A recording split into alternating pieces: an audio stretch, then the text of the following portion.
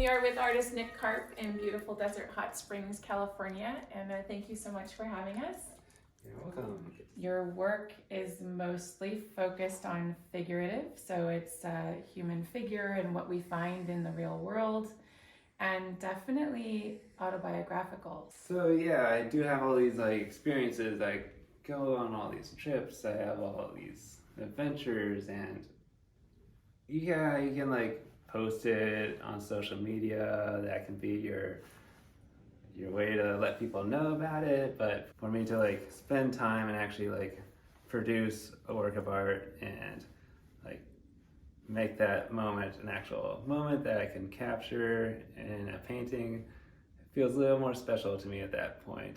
I grew up with a whole lot of photo albums as a kid. You know, my wife and I were kids. We would go to this place in Chicago, north of Chicago, in Union, Illinois. They have trains there, and it's huge, and there's so many trains and textures and just bold shapes and lines. I always found that just capturing more of, say, the entire space showed a little bit more of what's going on. So I wanted to kind of capture these big, distorted spaces. This is at my parents' house.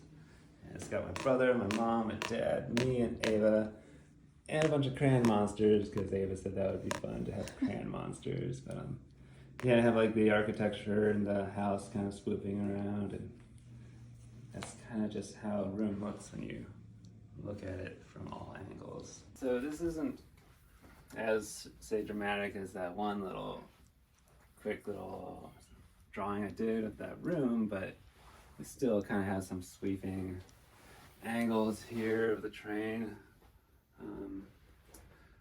Since I'm working with board, I can very distress the surface. So this is my first portrait I did of myself in Australia. You know, it's my first painting, so I wasn't too proud of it. So it's just a page out of some sort of a dictionary of some sort, and it's just this bad form, one which is not refined. Because this skinny, strange character in the center, who is this? It's sort of an adaptation of my father and an old friend I had in Australia. So an homage to your father, cutting roses, keeping databases in the middle of the Salton Sea. Yeah, and also that's a friendship rose, the St. Patrick's Day rose. It's yellow with a tinge of green. This is, my dad would tell me these things. This is a candy cane. It's in a Christmas tree. It's also a costume. I don't know if you guys have seen the movie To Kill a Mockingbird, but there's this character Scout. She dresses up as a ham, and my wife, she had a haircut once like Scout, so. And sometimes you collaborate with Ava. She made all these blue just patterns and shapes all on the outside. These funny turbines, they have little silly faces, and I always thought that they were pretty funny looking. Yeah, so I work in a retail environment, and pretty brutal. It's these little pieces of metal that you're trying to squeeze onto other pieces of metal, and there'd be days where I'd have bloody fingers, and my copper ring would be very green that I used to wear because I was just having a stressful day. My hands were not happy. But for instance, I would hold my thumb and I would just kind of draw the outline, my fingernails there, my little wrinkles are here.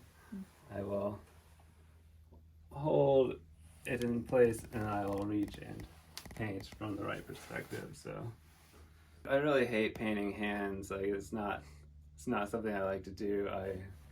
She is sitting on her hands in this one. It is not something I like to paint.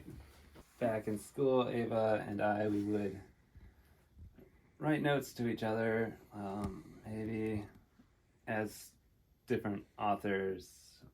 So Margaret Duras, Ernest Hemingway would be two characters that we would correspond as to each other, and they were both alive in 1925, and this is kind of what they were writing back in the day. Well, I work in the frame department, so sometimes people come into work and they'll be like, hey, we need a refresh our frame. This one's sort of dated. And I'm like, okay. And I reframe it for them. Once they pick up their order, I feel like it's safe. I take these guys home. Yeah, like painting on board is fun.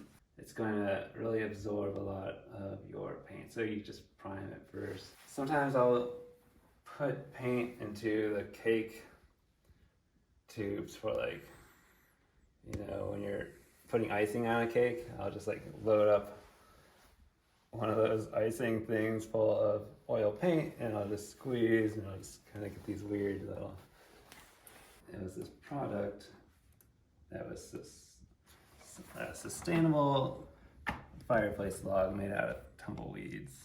So that's cool. I'm gonna make that into a painting.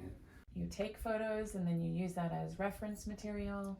Yeah, or even if I have a drawing that I want to enlarge and make into a painting, then I will scan a copy of it, enlarge it, cut out the shape, lay down tape, draw lines on the tape with this cookie cutter sort of shape of the image I want to put on here, cut it out, and then I can paint the background. So a lot of the times in his paintings, the background is very non-existent, it's just the shapes of the people, and I've just started to appreciate sculpture, and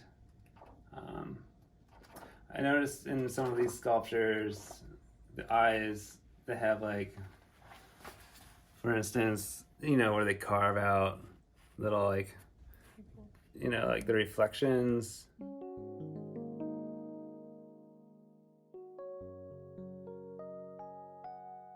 If there was one thing that you would say to a young artist or a new artist, what would that be? It's good to have a community of some sort that you can go to just work on projects together. And for me, I'm pretty much contained and content. So Nich, I just wanted to say thank you for inviting us into your home, which is really kind of a work of art in itself. I mean, you really do integrate your art with your life, and we really appreciate kind of getting a behind the scenes look and understanding your process and your inspirations, and just wanted to thank you. Oh, thank you. Thank you.